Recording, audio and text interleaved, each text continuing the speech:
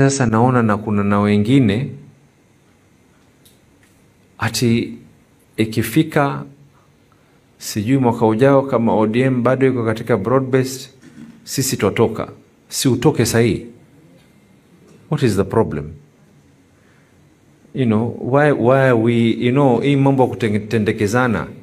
You don't have any faith in the party that got you elected. Resign sahi si kuna mabaya election yaendelea. Kesho kutwa tuenda Magarini, Kasipul, sijui wapi na wewe kweli kama kweli waona ya kwa chama hakina nini, wewe una chama chako ambacho kwamba chaweza kufaa zaidi. Resign honorably, tuingie katika debe, tukuoneshe yule ambaye kwamba ataweza kuingia katika chama ni nani, sio? Ama namna gani? I think respect needs to be earned.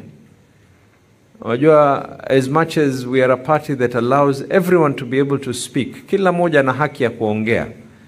Lakini kila moja na haki kuambiwa ya kwa kama wewe vile unavyoongea mdomo wako uko skwembe.